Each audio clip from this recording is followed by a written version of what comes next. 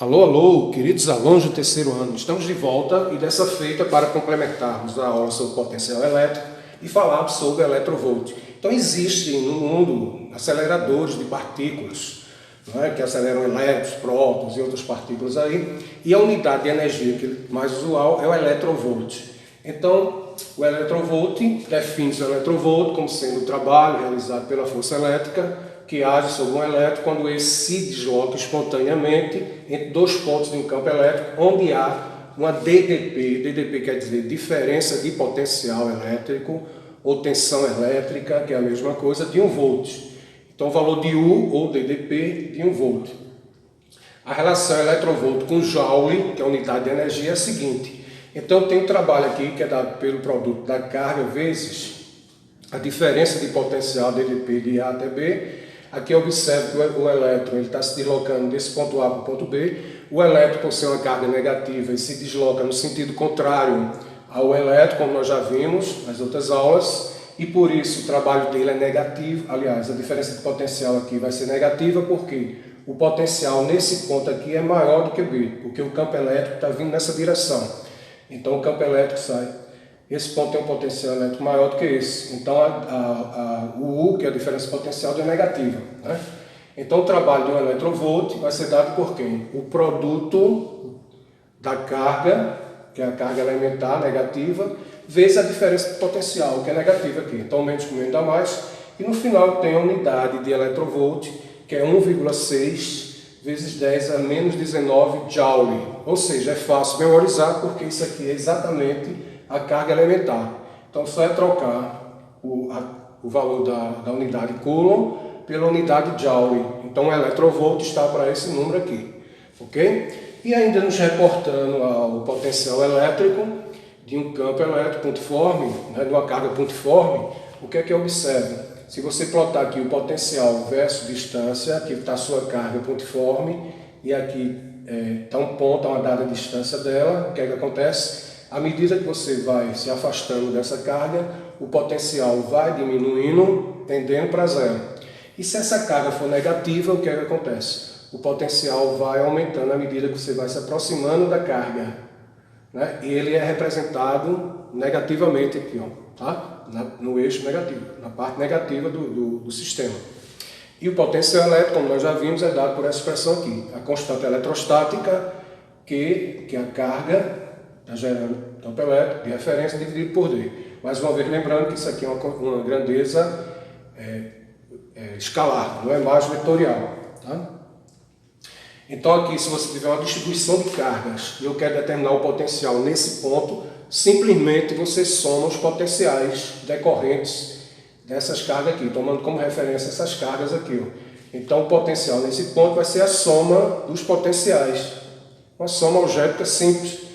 Não precisa se preocupar com desenho vetorial.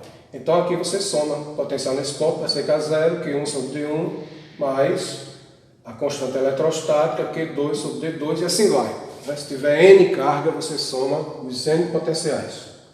Bem, agora eu vou falar sobre superfícies equipotenciais. Como o próprio nome diz, são superfícies nas quais o potencial elétrico é o mesmo. Então aqui, por exemplo, está a mesma distância da carga, o potencial elétrico aqui vai ser o mesmo, não vai sofrer nenhuma alteração. O potencial nesse ponto é igual a esse, que é igual a esse. O potencial no ponto A, B, C, já que ela está na mesma superfície, vai ser o mesmo. E vai ser menor do que D, porque D aqui o potencial é maior, ok? Já que está mais próximo da carga. Superfícies equipotenciais, nesse caso aqui eu tenho um campo elétrico uniforme. E aqui, se você cortar esse campo elétrico por esses planos aqui, qualquer ponto que esteja no plano perpendicular, que o campo elétrico vai ser perpendicular a esses planos, vai estar no mesmo potencial elétrico. Então, esse ponto A aqui, qualquer ponto que esteja aqui vai estar no mesmo potencial elétrico, esse ponto aqui. E como nós já sabemos, o potencial nesse ponto aqui vai ser maior, porque está mais próximo da carga que gerou o campo elétrico do que B. O potencial no ponto D vai ser o mesmo de D e vai ser menor do que o de C, ok? Bem, mais uma vez, superfícies equipotenciais, eu tenho uma configuração, eu tenho um dipolo elétrico, uma carga positiva e uma negativa. as linhas de força estão saindo da positiva e entrando na negativa, e essas linhas vermelhas aqui estão representando as equipotenciais, ou seja, que está no mesmo potencial elétrico. Ok? Então, continuando, agora vamos ver uma questão importante, que é o campo elétrico de um condutor esférico. Então, se você tiver um condutor esférico, independente dele ser maciço ou vazio, você vai ter o campo elétrico diferente dependendo da posição que você esteja.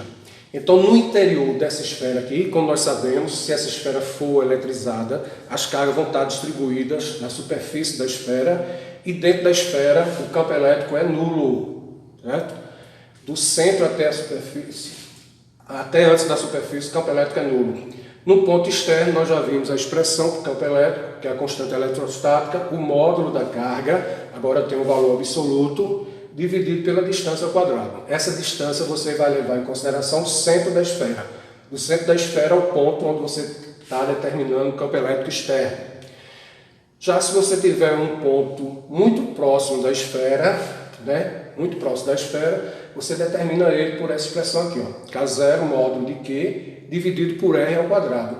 E se você tiver um ponto na superfície da esfera, aí o potencial elétrico não é mais nulo, ele é dado por essa expressão aqui, ó, que é a metade do campo elétrico do ponto muito próximo. Então fica meio de K0 módulo de Q sobre R ao quadrado. E aqui vai estar a representação do campo elétrico.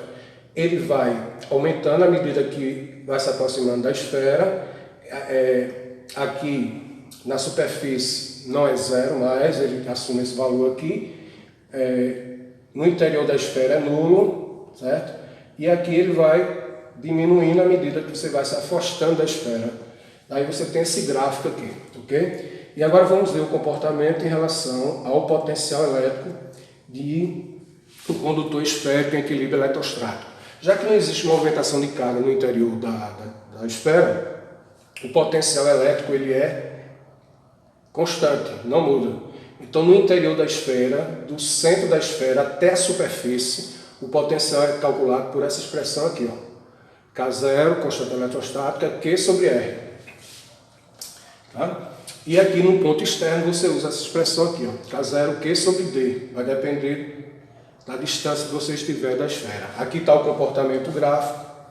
Então o potencial elétrico ele vai aumentando à medida que você vai se aproximando da esfera. No centro da esfera ele é constante, não muda, e depois vai diminuindo à medida que você vai se afastando da esfera. Isso para uma carga positiva, se a carga desse condutor eletrostático for positivo, vai ter esse comportamento, o gráfico vai ser representado acima do eixo.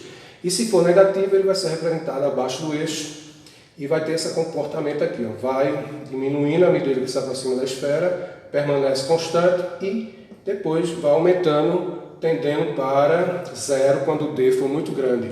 Tá? Ok? Então, gente, era isso que eu teria que complementar sobre o potencial elétrico. Espero que essas informações tenham sido importantes para vocês resolverem as questões propostas.